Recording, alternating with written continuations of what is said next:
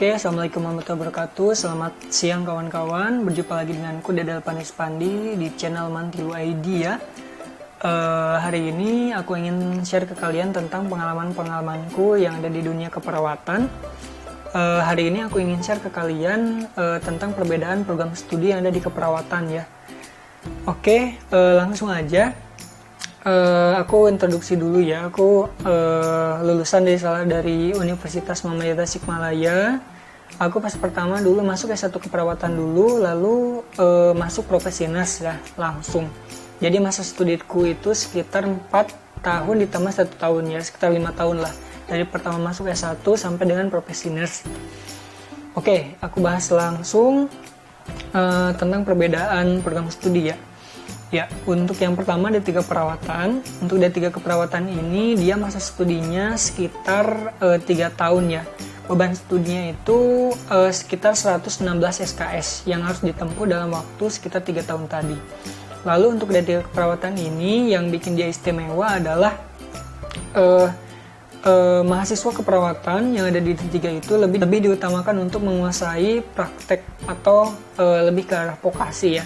Jadi untuk mahasiswa keperawatan yang D3 ini di awal-awal semesternya pun di semester 1 atau semester 2 itu udah praktek rumah sakit. Jadi udah merasakan gimana rasanya berhadapan dengan pasien langsung. Nah untuk lulusan D3 keperawatan ini nantinya dia akan mendapatkan gelar AMDKep atau ahli maji keperawatan. Nah itu untuk D3 ya. Dan untuk S1 keperawatan itu dia masa studinya sekitar 4 tahun nih kawan-kawan. Jadi untuk S1 keperawatan ini dia dibebankan studi sekitar 144 SKS yang harus ditempuh dalam waktu sekitar 4 tahun. Ada sih sebenarnya yang di bawah 4 tahun, cuma memang sebagian kecil aja gitu loh. Jadi untuk normalnya untuk S1 ini memang ditempuh dalam waktu 4 tahun. Nah, gelar yang didapat mahasiswa tersebut setelah nanti lulus menyelesaikan studinya adalah S-Kep atau sarjana keperawatannya. Nah untuk S1 keperawatan ini keistimewaannya dia adalah lebih ditekankan kepada hal-hal yang sifatnya teoritis. Misalkan ketika kita berbicara tentang infus, kalau mahasiswa D3 itu lebih ditekankan untuk cara bagaimana memasang infus yang baik dan benar. Nah itu sudah diajarkan dari semester awal. Beda halnya dengan S1 keperawatan. Kalau S1 keperawatan ini dia lebih ke arah teoritisnya. Jadi misalkan kalau dalam materi infus, dia itu harus lebih tahu dulu mengapa infus itu dipasang, terus apa aja alat yang masih dipersiapkan, terus indikasi dan kontraindikasi dari pemasangan infus ini seperti apa, dan jenis cairan yang dipakai seperti apa. Lalu baru dia bisa memasang infus seperti apa. Nah lalu untuk D4 keperawatan ini adalah satu tingkat di atas D3 keperawatannya. Jadi untuk D4 keperawatan ini dia setara dengan S1 keperawatan. Nanti aku tunjukin diagram KKNI-nya ya. Jadi untuk D4 keperawatan ini sebenarnya aku tidak begitu banyak ada informasi tentang ini ya. Tapi dari sejauh yang aku tahu kalau D4 keperawatan ini prodinya sangat jarang sekali yang ada di Indonesia ya. Dibanding dengan S1 dan D3 keperawatan. Nah untuk D4 keperawatan ini dia ketika lulus sudah bisa langsung praktek. Jadi kalau misalkan D3 keperawatan dia sudah bisa langsung praktek ketika lulus. Kalau misalkan S1 keperawatan dia belum bisa praktek dulu. Ketika lulus dari S1 keperawatan dia harus melanjutkan studi ke profesi nurse untuk bisa bekerja di fasilitas pelayanan kesehatan gitu loh. Oke, itu untuk D4 keperawatan ya. Untuk profesi nurse, untuk profesi nurse ini dia dibebankan dengan masa studi sekitar 1 tahun. Selama 1 tahun ini dia itu full praktek di rumah sakit dan di masyarakat. Nah, sepengalamanku dulu itu ketika waktu profesi nurse itu sangat banyak sekali pengalaman yang bisa didapat ya. Pertama, ketika kita di rumah sakit, kita itu lebih banyak melakukan tindakan ke pasien, terus lebih banyak berkomunikasi dengan pasien, dan juga ketika di masyarakat kita bisa lebih banyak bergaul dengan masyarakat, lebih tahu karakter masyarakat seperti apa, lalu bisa lebih tahu masalah-masalah kesehatan yang ada di masyarakat seperti apa gitu. Jadi secara tidak langsung kita itu seperti terjun di dalam masyarakat secara langsung gitu. Jadi sangat seru sekali pokoknya. Lalu mungkin kalian punya pertanyaan, kalau misalkan masuk S1 keperawatan tanpa profesi nurse, nggak bisa kerja dong? Ya, kalau misalkan memang kalian ingin kerja di fasilitas pelayanan kesehatan, ketika kalian lulus S1 keperawatan, kalian tidak bisa masuk ke pelayanan kesehatan. Kenapa?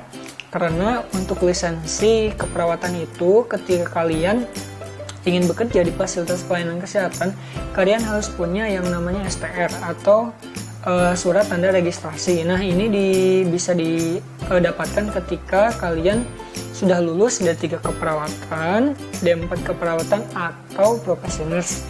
Kalau kalian masih bingung, sekarang aku tunjukin KKNI atau Kerangka Kualifikasi Nasional Indonesia. Ini akan ngebantu banget kalau kalian ingin tahu tentang tingkatan-tingkatan pendidikan yang ada di Indonesia ya. Oke. Jadi ini adalah kerangka KKNI ya, Kerangka Kualifikasi Nasional Indonesia. Ini berlaku tidak hanya untuk keperawatan, ini berlaku untuk setiap program studi yang ada di Indonesia ya. Nah, pertama aku langsung loncat dulu ke D3 ya. D3 ini dia ada di level kelima. Dengan pengembangan karirnya berada pada posisi teknisi ya, atau analis atau pelaksana ya kalau di keperawatan. Nah, untuk D4 dan D1 ini dia ada di atas D3 satu level, yaitu ada di level 6. Nah, kok ininya sama? Teknisi. Nah, yang membedakan adalah dia secara keilmuan lebih tinggi dari D3, tetapi dia masih basic kalau misalkan dia baru lulus. Jadi gitu ya. Nah, untuk profesi ini dia ada di atasnya D4 sama S1 ya. Jadi dia ada di level ke-7. Level sebelum S2 ya. Nah, profesi keperawatan ini dia ada di level 7 dan masuk ke ranah pengembangan karir yang ahli. Nah, jadi yang profesional itu, yang dinamakan profesional di dalam keperawatan, itu dimulainya dari jenjang level 7 atau profesi keperawatan. Nah, di sini itu kan ada program vokasi nih.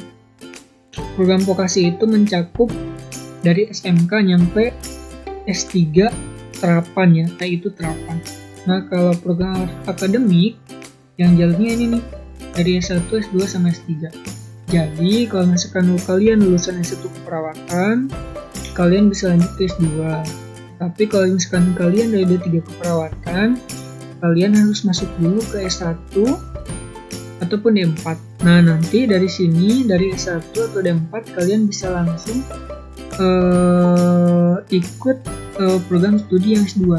Cuma bedanya S1 keperawatan dan D4 ini dia beda jalur karena program vokasi dan program akademik gitu ya. Jadi untuk S1 keperawatan langsung S2, kalau D4 dia ke S2 terapan untuk spesialisnya ya di level 9. Nah, lalu untuk adik-adik yang ada di SMK keperawatan bagaimana?